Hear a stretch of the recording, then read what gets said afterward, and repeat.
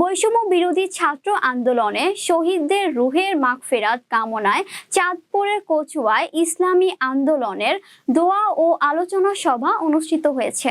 চাঁদপুর প্রতিনিধি জানান, শুক্রবার বিকালে হোসেনপুর সরকারি প্রাথমিক বিদ্যালয় মাঠে ইসলামী ছাত্র আন্দোলন বাংলাদেশ কচুয়া উপজেলা সদর দক্ষিণ ইউনিয়ন শাখার ব্যবস্থাপনায় বৈষম্য বিরোধী ছাত্র আন্দোলনের শহীদদের রুহের মাগফিরাত কামনা ও আহতদের সুস্থতার জন্য আলোচনা ও বিশেষ দোয়া অনুষ্ঠিত হয়েছে।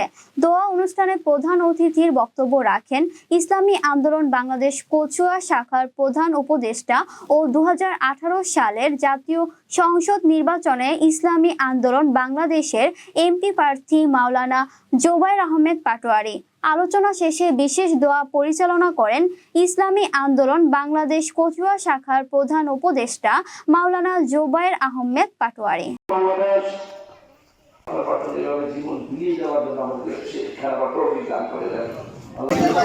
পীর সাহেব চরমোনাইয়ের নির্দেশনা যেটা আপনারা দেখেছেন যে এই সরকার একটা জালিম একটা ফ্যাসিস্ট সরকারের পতনের পরে অন্তর্বর্তীকালীন সরকার ক্ষমতা গ্রহণ করেছেন।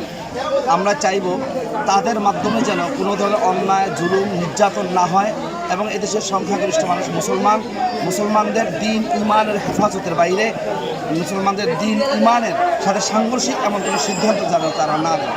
যতক্ষণ পর্যন্ত তারা এদেশের মানুষের পক্ষে শান্তি শৃঙ্খলার পক্ষে কাজ করবেন এবং এদেশের অধিকাংশ মানুষের ইমান ও বিশ্বাসের সাথে ধারণ করে কাজ করবেন ইসলামী আন্দোলন বাংলাদেশ, ততদিন তাদের সমর্থন জানিয়ে যাবে ইনশাআল্লাহ।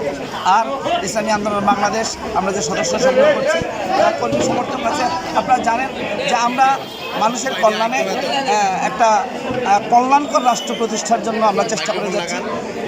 মুহাম্মদ রাসূলুল্লাহ সাল্লাল্লাহু আলাইহি ওয়াসাল্লামের আদর্শ লালন করে আল্লাহ পাকের হুকুম মাহকামিল লালন করে একটা কল্যাণ রাষ্ট্রের জন্য আমরা প্রতিষ্ঠা করতে পারি, সেই লক্ষ্যে আমরা কাজ করে যাচ্ছি, ইসলামী আন্দোলন কাজ করে যাচ্ছি।